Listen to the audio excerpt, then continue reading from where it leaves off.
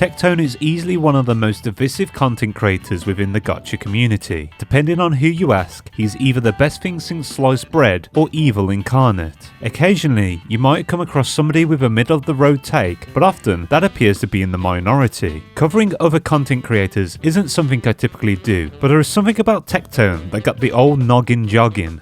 I'm not really here to create a timeline of his controversies to explain why you should hate or like him, nor am I here to try and change anybody's mind. Instead, my intent here is to talk about my perspective on the man and lead into a broader point, relating to a crisis we're currently in the midst of.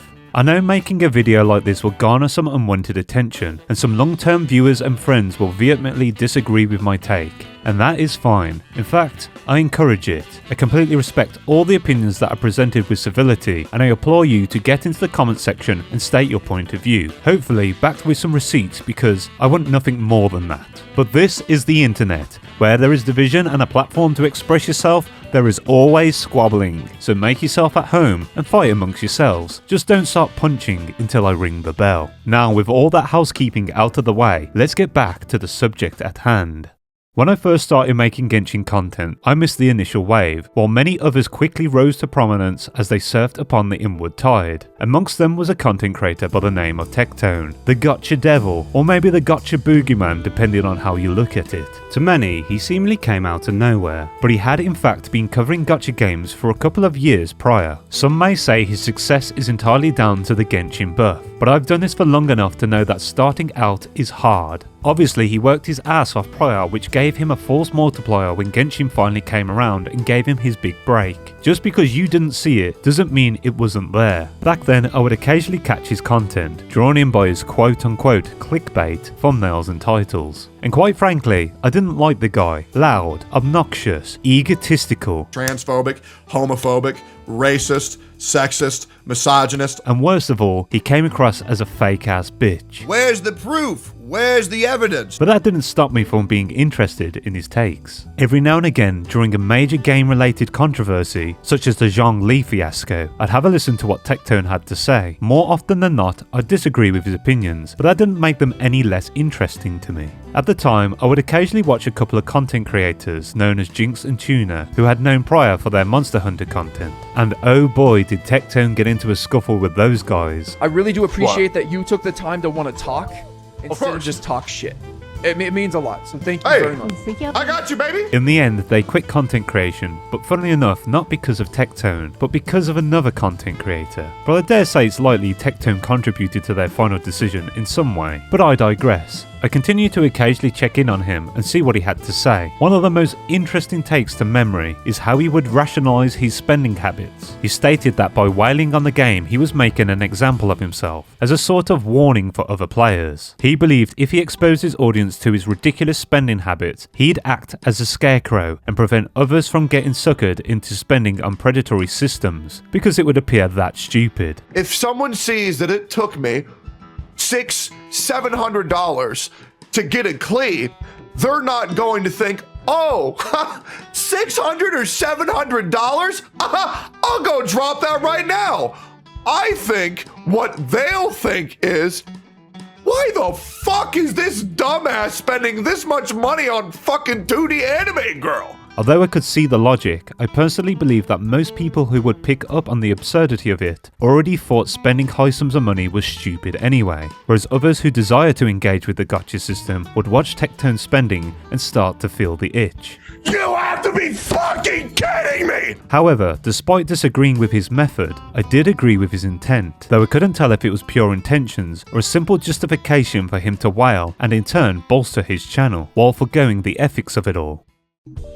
It wasn't until a video titled The State of Genshin Impact that my opinion of Tectone began to change. In this video, he'd taken a trip to a forest to speak his mind about Genshin. At first, his loud persona was on full display, but as the video went on, he relaxed a little, and I started to see the man behind the mask. Many of the feelings he expressed about Genshin Impact mirrored my own at the time, that I began to formulate way before the release of Inazuma. It's also important to note that around the time I stopped making lore content, I had some positive interactions with another content creator who goes by the name of Ashikai. I could see huge potential in her content. Although we're not really close and haven't spoken for a while, I did consider her closer to a friend than an acquaintance and wanted to see her succeed. Soon after, to her own merit, Ashikai exploded on YouTube, but part of that was due to Tectone shining a light on her content. While many content creators would get big and pull the ladder up behind them, Tectone didn't seem that way inclined, and through throwing her a bone, I gained a little respect for him.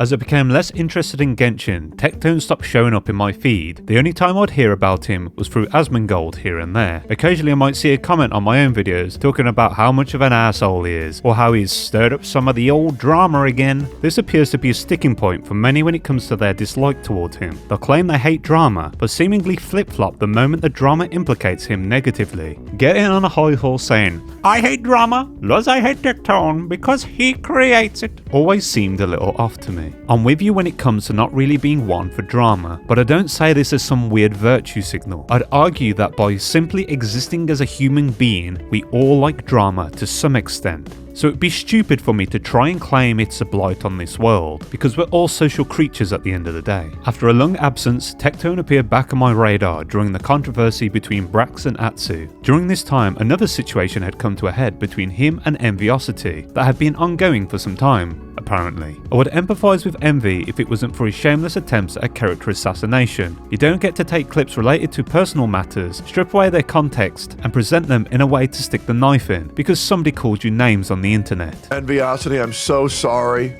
that I called you a mint picker. By doing this, you only confirm the bias for those who already dislike your target, while every other neutral party will look at you with side eyes. I should be the only motherfucker getting praise in the Genshin community because I don't spend money on Genshin Impact. I don't spend money.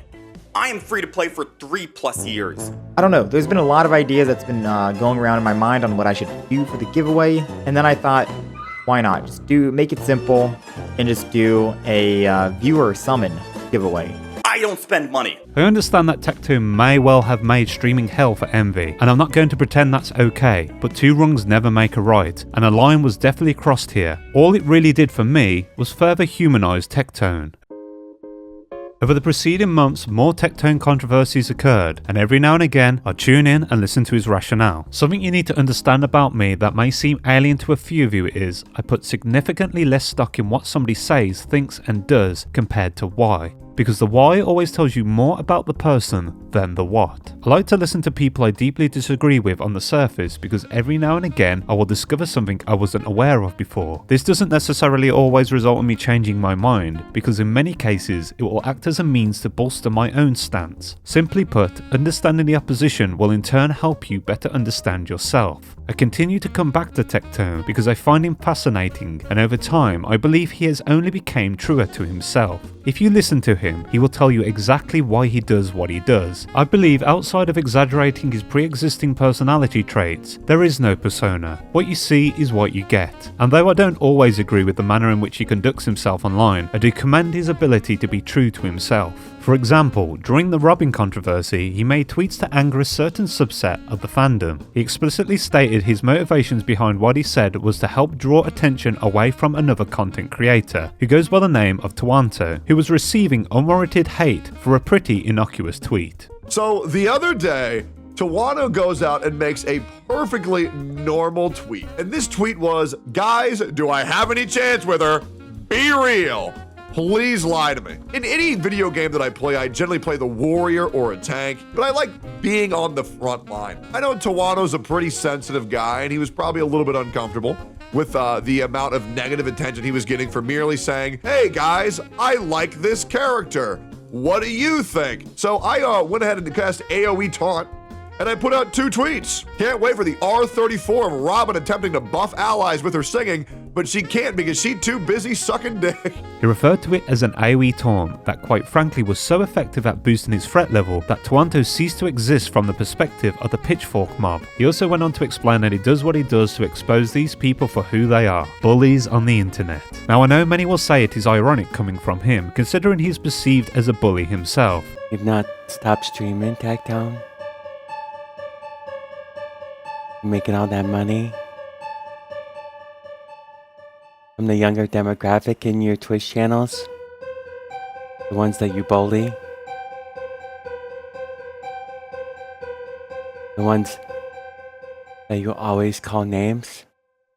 But I hope you're aware, every human being on this damn planet is a hypocrite. People do make mistakes, and people can be misguided. This is why intent matters. Consider Hanlon's razor. Never attribute to malice that which is adequately explained through stupidity.